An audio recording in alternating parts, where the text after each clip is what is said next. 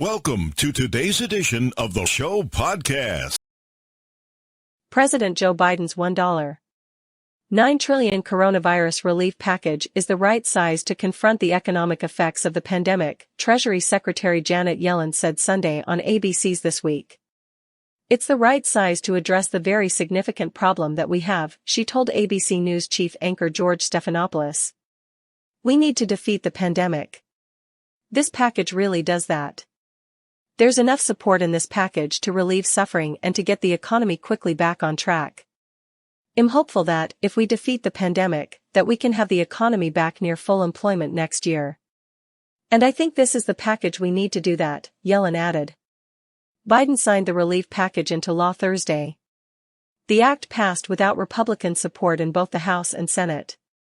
It includes provisions that direct relief payments and federal unemployment aid to Americans, gives schools more money to help with reopening, and aims to help speed up coronavirus testing and vaccination efforts.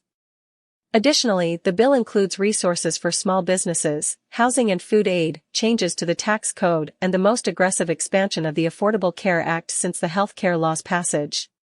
While the Pew Research Center reported that around 70% of country supports the bill, some critics of the package, including former Democratic Secretary of the Treasury Larry Summers, have argued that its historic price tag could balloon the national debt and lead to higher rates of inflation. Stephanopoulos asked Yellen about the inflation concerns. The most significant risk we face is a workforce that is scarred by a long period of unemployment. People being out of work, not able to find jobs, can have a permanent effect on their well-being. I think that's the most significant risk, Yellen said. Is there a risk of inflation? I think there's a small risk. And I think it's manageable. I don't think it's a significant risk. And if it materializes, we will certainly monitor for it. But we have tools to address it, she added. In 2017, Yellen testified that long-term budget projections should keep people awake at night. With the federal debt expected to exceed the gross domestic product for the first time since World War II, Stephanopoulos pressed the secretary Sunday, asking, "Are you getting any sleep?" "I am getting sleep," Yellen responded.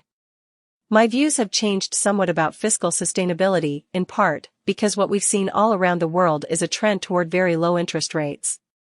Interest rates in the United States are much lower than they were in past decades, and you see that in all developed countries around the world, and it reflects structural trends that are not going to disappear soon. In the longer run, we need to get deficits under control to make sure that our fiscal situation is sustainable," she added.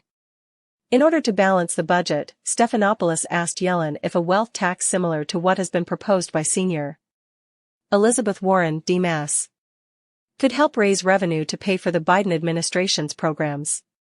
President Biden has put forward a number of proposals. He hasn't proposed a wealth tax, but he has proposed that corporations and wealthy individuals should pay more in order to meet the needs of the economy, the spending we need to do, and over time I expect that we will be putting forth proposals to get deficits under control, Yellen said. When Stephanopoulos pressed if that meant the administration would not implement the tax, Yellen responded, "That's something that we haven't decided yet.